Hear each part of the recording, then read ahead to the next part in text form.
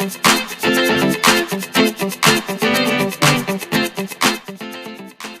guys, it's Keith here from Kegland, and just doing a quick video on calibration of the Robobrew Generation 3. The new Robobrew Generation 3 has a calibration feature in there, so you can actually calibrate the temperature on the front of the unit. But also I wanted to explain how the Robobrew works to make sure you can work out if calibration is actually necessary or not.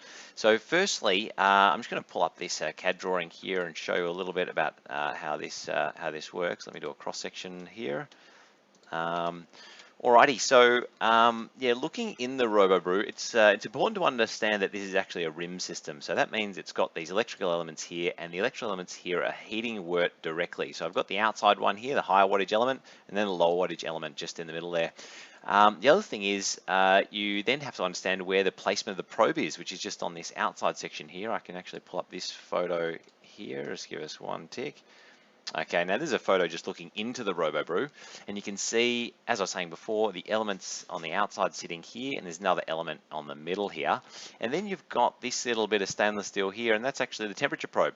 So because this is a rim system, we intentionally put this probe very, very close to the heating elements, and there's a very, very good reason for that. So it's always going to be reading the hottest wort in the system because it's reading the wort which is right next to the element.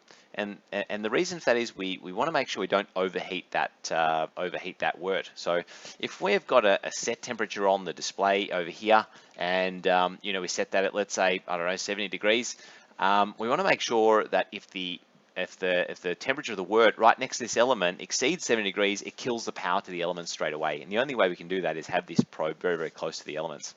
Otherwise, if you didn't do that, then you know the temperature could rise too much. You'll end up scorching wort, end up with a very sweet and sweet beer with lots of unfermentables in there. So yeah, that would be bad news for all you guys. So yeah, I mean, we do get some guys who come to us and say, well, how come the probe isn't in the middle of the malt pipe? Because that's the temperature I really want to know, is what's the core temperature of the malt pipe, where the grain is.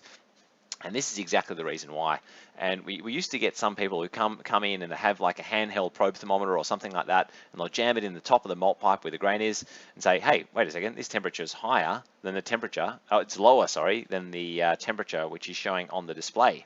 Look, it's not a bad idea. Look, some people get a probe thermometer and use it in conjunction with the temperature readout on the display. But you will notice when you start recirculating in this unit, the two temperatures will get closer and closer together.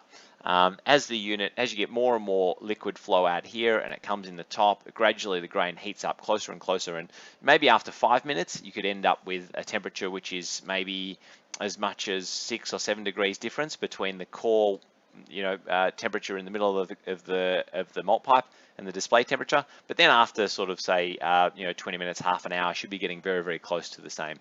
So it's really, really important to understand that, because I think in most instances people won't need calibration. So I wouldn't jump into calibration straight away and jump the gun there. I would probably just make sure that you fully understand that that's the case with the way that this is designed before you make any changes like that. I should also say that if you insulate the sides of the Robobrew, that will also bring the two temperatures closer together as well, because you will notice there's a bit of heat loss. So if you've got the hot wort down here, the more heat loss you have, then the bigger the difference is between the wort which is actually coming onto the top of the malt pipe here and the temperature which is down the bottom here next to the element. So yeah, it's well worth investing in one of the neoprene Robobrew jackets, I think, as well as saving some power and saving some money too. Yeah, so that's pretty much it. Now I'll just show you how to do the calibration. The Robobrews prior to Generation 3, they didn't have any calibration feature on there, but the new Generation 3s, if your probe is slightly out or a little bit off and you can measure the temperature with a different thermometer or something like that, and you realize that you need to correct that, you can calibrate the unit. So let's say, for instance, I'm reading 50 degrees on the display here, but actually I've checked the temperature and actually it should be 55 degrees, let's say. So I know that my displayed temperature needs to increase by 5 degrees. All you need to do is you can go into auto or manual mode, it doesn't really matter, but then click on the time button and then hold it down, and you can see, there we go, and then it goes into this calibration figure setting. So I'm going to increase this to 5, Now you can go all the way down to -10 actually, to +10, but because I want to increase the display temperature by 5 degrees, I'm just going to go like that, then hit the play pause button. It'll jump back to the home screen, and as you can see, it's jumped up by 5 degrees. So that's pretty much how to use the calibration feature. It's pretty straightforward. Look, generally speaking, you won't need it. I definitely would suggest most people don't use the calibration feature because the probes are generally pretty accurate, and we pre-calibrate these before they leave the factory, so you shouldn't really need this feature, but anyway, it's in there just in case.